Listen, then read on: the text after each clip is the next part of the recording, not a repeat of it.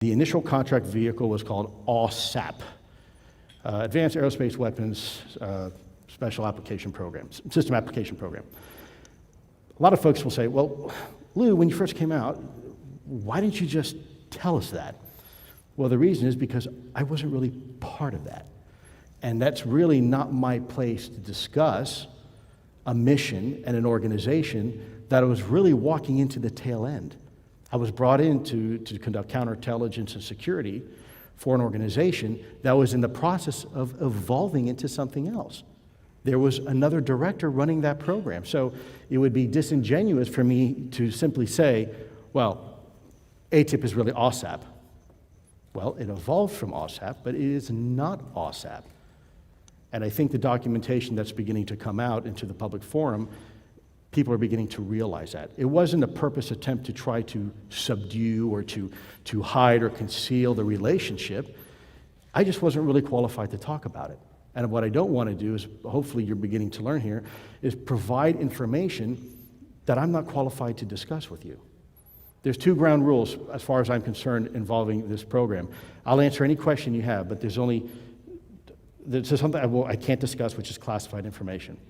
Don't ask me, I'm not going to tell you, and if it requires a classified answer, I am not going to violate my oath nor my non-disclosure agreement with the U.S. government. But short of that, I'll answer it. And if I don't have an answer, I'm going to tell you I don't have an answer and I don't know. I'll be completely as forthcoming as I can, because there are things I don't know. In fact, there's a lot more I don't know than I do know. But that's okay. That's why we have to continue to seek to find the answers and collect the data, because ultimately, the data will speak for itself. The truth, she's funny. She always speaks. Sometimes she whispers. So you have to listen real carefully. But if you listen hard enough, you can hear her speak. So that's a little bit of the history on this slide here. As you see here towards the end, in 2008, the program was already beginning to evolve. The original AATIP portfolio was much broader than the AATIP. The decision was made early on that we would go ahead and focus the effort more to the phenomena specific, looking at the observables and the identifiables. What can we look at? What can we collect on? What can we report on? Back to senior DoD leadership, because that's what they're concerned with. And try to remove as much speculation, supposition, and innuendos as possible out of the calculus. So more history. So as you see here, the 2008 through 2009, there's a lot of collection going on, a lot, to the point where we're almost becoming overloaded with the results and the data. It's becoming quite clear to us that there is much more to this portfolio than we envisioned. And I suspect when you look at this 2009 congressional letter sent to DoD leadership, Congress was aware of that too, to the point where we were worried there may be a potential counterintelligence threat. Maybe there were foreign adversaries that were interested in what we were collecting. That's how much we were collecting. You see down here, 2009 specific elements in DoD resist the effort. This is a detail I really haven't talked about much. Everybody handles this information differently. And in the department is no different than out here in the public forum. People have their ideas, they have their preconceived notions, they have their bias, and they have their belief systems. And by no means do I have the right or the qualifications to tell anybody what they should or should not believe in. But there are some people who have a great deal of conviction. Just as you have conviction right now in the UAP, UFO phenomena, they have equal conviction from a theological perspective in their own. And by the way, that contradicts with what we were trying to do, for better, for worse. And I'm not saying that's good, I'm not saying it's bad, I'm just saying it's a fact that there were elements within the department that rigorously opposed what we were trying to do, not because the results were not real, but because it contradicted their view. That's all I got to say about that. 2013 through 2014. You see where they say some folks have said in the past, and by the way, the Department of Defense is a fantastic organization. True patriots. These are folks that give they sacrifice their families, livelihood, and their life to defend us. So this is not necessarily a hit on the department. But sometimes the department is a big organization. Sometimes they don't necessarily have all the data in front of them all the time. And so when they said the program ended in 2012, well, the funding was actually to 2013. And after 2013, there were some other funding vehicles that were done to get it through 2013 and 2014. Okay? Now, I won't go into detail what happened with those fundings. The funding actually came through. It actually wound up getting rerouted to another organization because the language was vague. And so therefore, we were forced to continue the program on minimal funds. Now, people say, well, the funding dries up, so does the organization and the program. That's not true. When you are given a mission, you are given an order to guard your post. You guard your post until you are relieved of that responsibility. Well, that order never came for us. And in the Department of Defense, there's always a paper trail. When you establish an organization, there's a paper trail. When you disestablish an organization, there's a paper trail. You won't find one for this program. So I think that's very important that people understand that the program never really went away. Sure, funding for the 2013 went away, but the program never went away. We were never told you no longer have to guard your post. So 2017, some guy makes a dumb decision to I guess, leave the Department of Defense, and has some conversations. And in October 4th, 2017, the rest is history. So let's go into a little bit about what AATIP is. AATIP evolved from OSAP. That is absolutely true. OSAP existed for a short period of time under another director to focus on the UAP-specific capabilities and concentrated on the what and how interrogatives. Not the who, not the when, but what is it and how does it work? That's it. And if we could accomplish that, hopefully smarter people in the department could figure out who's behind the wheel, what are their intentions, where are they from, etc. AATIP was comprised of U.S. government, contractor, and military personnel. That's a fact. Everybody hears about Bigelow Aerospace. That is a true statement. We worked with academics. We worked with the services. We worked with certain elements in the intelligence community. We worked with anybody and everybody with a military nexus that we could talk to that could provide some information. Cast a wide net. AATIP commissioned large volumes of related research data, academic studies, and collected data even from the field. True statement. Volumes and volumes of information. I cannot go into detail specifically on what some of that is because it remains, some of it, classified. I believe 2 days ago a laundry list of some of our studies had come out, albeit one of them was classified. I can tell you that that is a correct list. That is a true list of academic studies. If you get a chance to review them, I think you'll agree that, once again, we're not really talking about balloons. Much of AATIP information remains FOIA exempt. FOIA exempt? What do you mean? Everything's FOIAble. No, it's not. Exceptions 1 and 5. Why would you mark information FOIA exempt? Well, for one, so the adversary never gets a chance to see it. People say, well, if AATIP existed, I should be able to FOIA it. Not necessarily. And some of the documents that were recently released as a result, if you take a look at a recent letter that supposedly came from Senator Reid, on the very last page, at the very bottom, you're going to see a really interesting little words, actually. It says FOIA exempt. That's right. We use that sometimes. Now, we don't use it to keep a secret from the American people. In fact, that's illegal. What we do is we use it to keep it out of the hands of foreign adversaries. And it is an effective tool. So keep in mind, a lot of the counter-argument is, well, you're keeping this secret from the American people. That is not the case. If we had a mechanism where we could inform every American citizen and ensure it didn't get out into enemy hands, we would do it. The government doesn't try to keep secrets from you. It tries to keep secrets from the enemy, and there's no way to tell 500 million people in one geographic region and not let that get out somewhere else. So that is why a lot of this information you see is FOIA exempt. Now, is it the right thing to do? Is it the wrong thing to do? I don't know. And I don't know. Is it an effective mechanism? Absolutely it is. What AATIP isn't.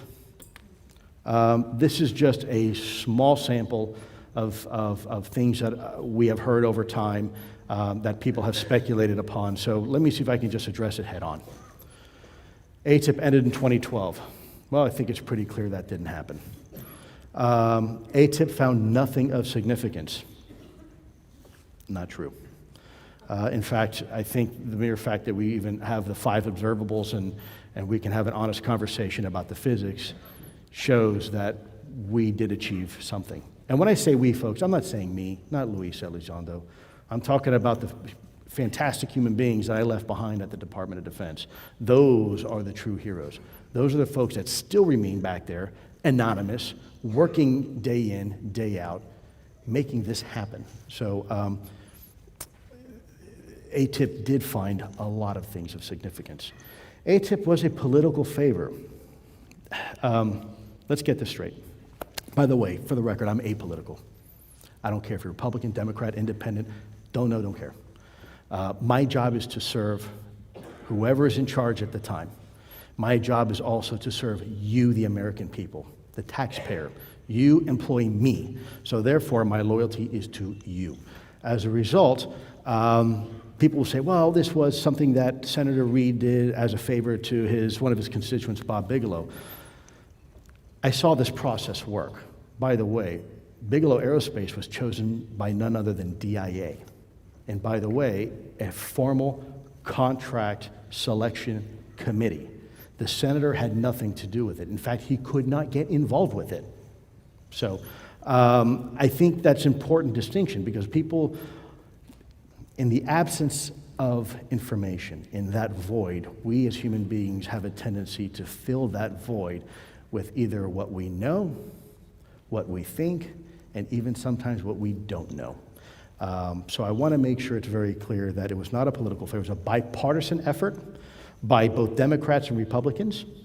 All of them served their country honorably. All of them had served in the military. Senator Inouye literally gave his right arm for his country.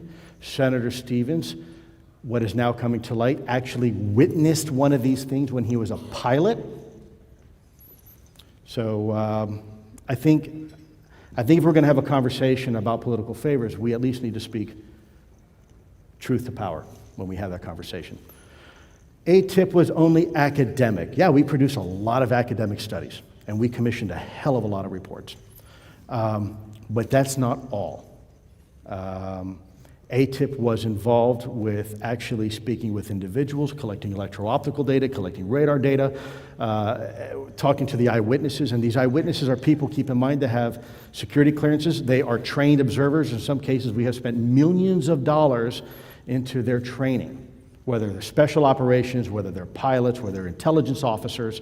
They have been paid to be critical thinkers, and they have been trained to look at a silhouette and determine if that's a MiG-25, a MiG-29, it's in a 90-degree roll, and it's at 200 kilometers in front of me, traveling at 200 knots. These are some of the data points that we used when collecting the data and analyzing this information.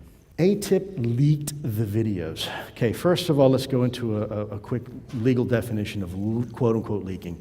Leaking means you take classified information and you provide it in an unauthorized manner. It goes out to the public. That's a leak. That is not the case. First of all, these videos went through a proper classification review process. The documentation at some point will probably come out. I'm not going to provide it. That's not my job. You want it? Get it from the government. They released it. They authorized, let me get this straight. They authorized the release of those videos. And they did it in writing. Now, why they did it, you have to bring it up to them. I know the purposes that we wanted for them to come out, and that was to establish an unclassified community of interest. that everybody could be part of and look at and say, hey, I saw something like that too.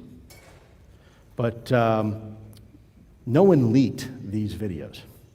If that was the case, I would be in an orange jumpsuit right now, and I do not look good in orange, so believe me. Okay, AATIP is a ploy for the administration's new Space Force. I don't even know where to begin with that. No. Now, could it be used to bolster that argument? Sure. Okay. In the end, if it helps us, go ahead, use it. I don't care. I think that's great. You want to say that the UAP studies is now helping us create a Space Force so we can go ahead and look at this problem seriously? Sign me up. Sure. Again, here we go into the habit of filling in information voids with things that we don't know. I don't know why the administration is creating a Space Force. Maybe it's a good idea. Maybe it's not such a good idea. I don't know. I think ultimately it's up to voters to decide. You make the decision if it is or not. But I will tell you, if our humble little program, AATIP, helped inform that decision, and they are going to come back and fund this program in a robust manner where we're going to look at it logically, we're going to look at it with the best scientists and intelligence officers and critically really look at this. I mean, alternative analysis, healthy skepticism, but of course alternative analysis. If it's going to help that, let's do it, sure. All right, so what's happening now? Why are we here? Well, why are we all here?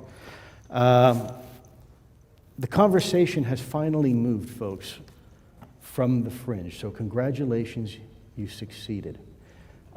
If you were to ask me 8 months ago that I'd be standing up here and having this conversation and briefing you this, no way. I'd say we're 5 years away from even getting close to this. So how things have moved so quickly. Now, I understand people are impatient. I'm impatient. My daughter will tell you, she's right here in the audience, I'm impatient. I don't like to wait. I want my information now. But as I've told people before, there's a difference between giving you information right versus giving you information right now. They're not always necessarily the same. I'd rather give you information right versus right now. So it is important that we do our due diligence. It's important that when we are looking at the data that we analyze it, we quantify it, we qualify it, and do all the things necessary. So by the time we present it, it's like a court of law, right? You don't want a chief prosecutor talking to the jury with a half-baked case. That's a dereliction of duty. It is incumbent, it's their professional responsibility to make sure they get it right. And here is the data as best as we know it to be as of now. So don't look now. People are now having a conversation over the dinner table. Mainstream media has talked about this several times. They're getting it. It takes a little while, but they're having a conversation. And now all these people say, hey, we thought you guys were crazy. Oh, maybe you're right. So we've come a long way. AATIP focus areas remain relevant still to both national security and to humanity. That's why we're here, right? I'd like to talk about that for a minute. National security, well, if you have something that can fly in and out of your airspace undetected, you can't stop it, you don't know how it works. Is that a threat? I don't know. Is it a threat? The fact that we can't answer that, we have to presume there's a possibility it could be a threat. And I would submit to you, you want us to think that way. That is national security. You don't want us assuming that something is not a threat without all the data points. That is not what we pay the Department of Defense to do. Humanity, relevant to humanity. I don't know the impact this has to humanity and what we should do about it. That's a decision you all need to make. My job's simple. Collect the truth, tell the truth. That's it. The heavy lifting here is you all, because you're the ones that have to tell national leadership what you want. You're the ones that vote. You're the ones that sit there and call congressmen and senators and say, I want action, right? So I think the effects on humanity is it does have effect, but ultimately that story is still being written, and how that story ends is really dependent on you. TTSA and others are creating the environment for elements within the executive and legislative branch to have the discussion. People have asked, what are you doing? Well, we're doing what we can. Does TTSA have contacts and connections? Probably. But I also understand the need for privacy.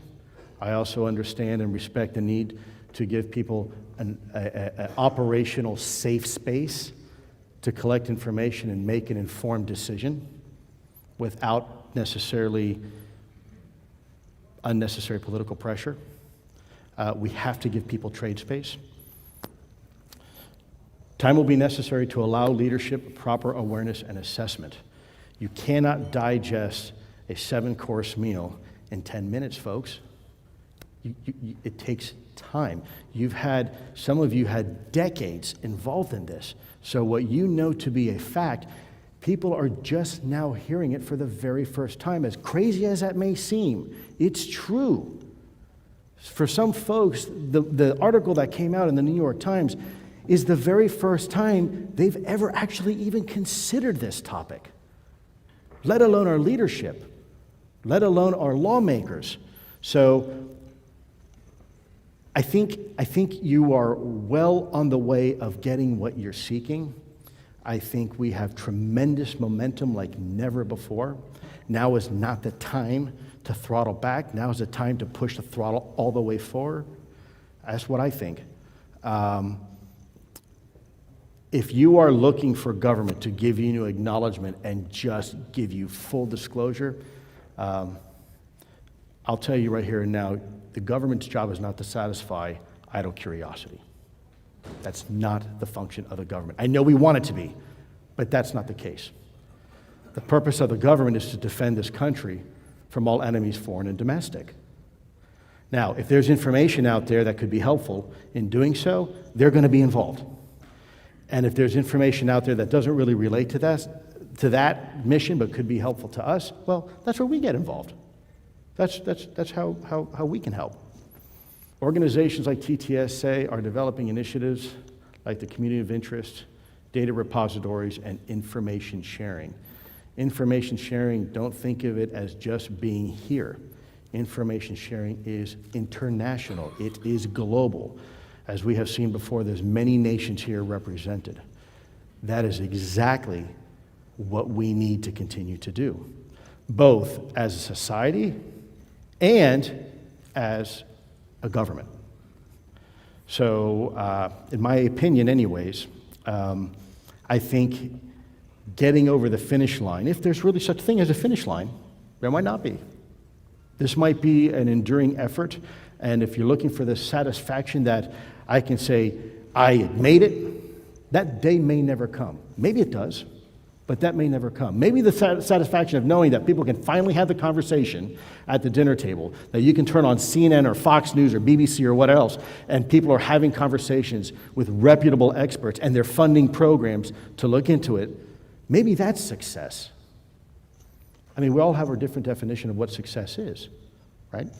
My purpose here was simply to give you a broad overview. I am confident and I am cautiously optimistic that in the next year we are going to have a fundamentally different conversation than we're having today. I think there's going to be additional fidelity to a lot of the things that have come out recently that are going to help us have a better understanding of what it is we're actually seeing here.